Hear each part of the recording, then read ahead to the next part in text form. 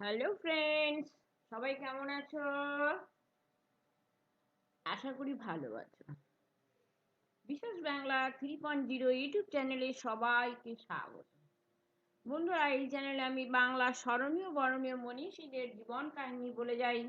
ভালো লাগে তাহলে লাইক শেয়ার সাবস্ক্রাইব করে চ্যানেলকে এগিয়ে নিয়ে যেতে সাহায্য করো। আর যদি ভালো কারো যা সম্বন্ধে জানতে ইচ্ছে করে আমাকে কমেন্টে লিখে জানিও, আমি তোমাদের চেষ্টা করব। আজ আমি বলবো তোমাদের প্রীতিলতা ওয়াদ্দার সম্পর্কে। এসো তাহলে শুরু করি। আরেক ফ্রিডম ফাইটার প্রীতিলতা ওয়াদ্দেদার। বৈপ্লবিক আন্দোলনে মেয়েরাও পিছিয়ে নেই, প্রীতিলতা তার জ্বলন্ত প্রমাণ। দুঃসাহস ও আত্মত্যাগে মেয়েরা কোনো অংশে কম নয়।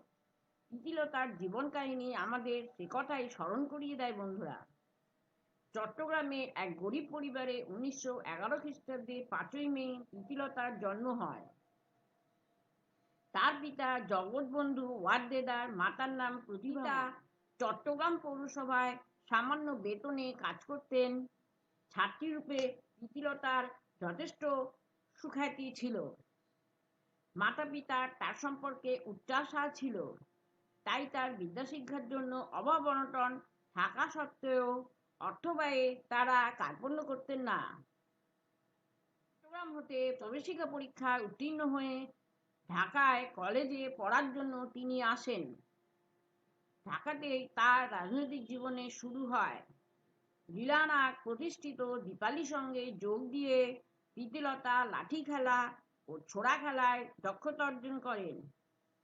1930 খ্রিস্টাব্দে ঢাকার ইডেন কলেজ হতে বৃত্তিসহ আইএএস পাশ করে বিএ পড়ার জন্য কলকাতার বেথুন কলেজে ভর্তি হন।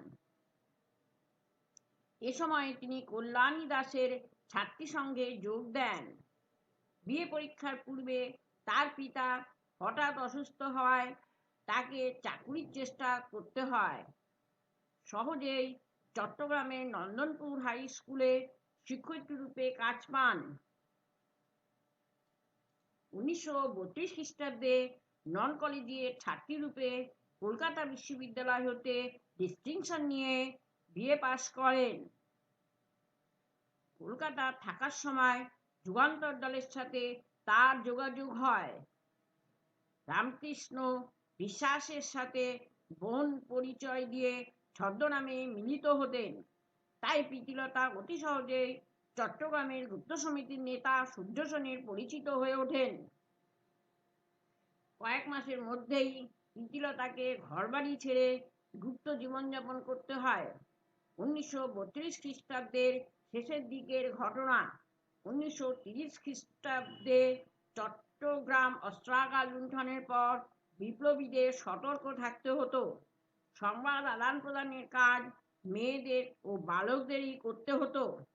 এ ব্যাপারে প্রীতিলতা যথেষ্ট যোগ্যতার পরিচয় দেন। অর্থাদি সংগ্রহ করে প্রীতিলতা বিপ্লবীদের সাহায্য করতেন।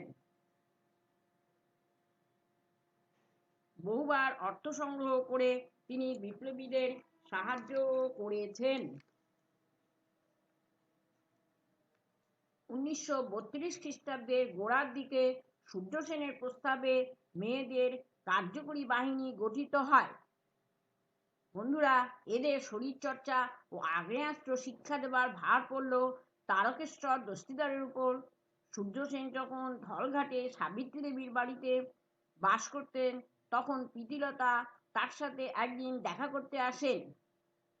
প্রীতিলতার উৎসাহ ও প্রচেষ্টায় 1932 খ্রিস্টাব্দে 24শে সেপ্টেম্বর রাতে পাহাড়ি তলার ইউরোপিয়ান ক্লাবগুলো আক্রমণের সিদ্ধান্ত হয়।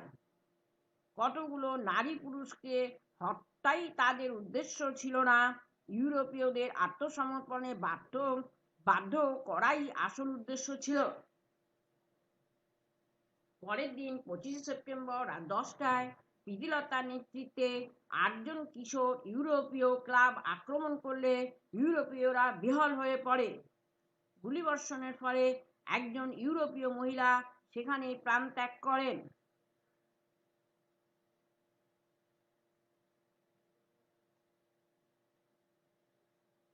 সৈন্যরা গুলির শব্দ শুনে ছুটে এলে বিপ্লবীরা পাহাড়ের গা বেয়ে পলায়ন করে। পুরুষের পোশাক পরিহিত প্রীতিলতার দেহ বোমার আঘাতে ক্ষতবিক্ষত হয়। রক্তপাতে তার জামা ভিজে গেল। ক্লাব ঘর থেকে দ্রুত পলায়ন করে কিছু দূরে গিয়ে পটাশিয়াম সায়ানাইড খেয়ে আত্মহত্যা করেন প্রীতিলতা ওয়াদ্দেদার। বন্ধুরা, প্রীতিলতা চট্টগ্রামের মানুষদের কাছে পেয়েছিলেন অফুরন্ত ভালোবাসা।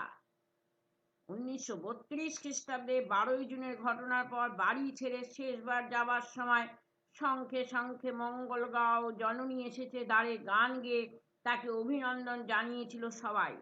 সেই গৃহত্যাগই তার শেষ গৃহত্যাগ, আর বাড়ি ফেরেননি প্রীতিলতা। বন্ধুরা, এই ছিল প্রীতিলতা ওয়াদ্দেদারের সংক্ষিপ্ত জীবন কথা। Thank you.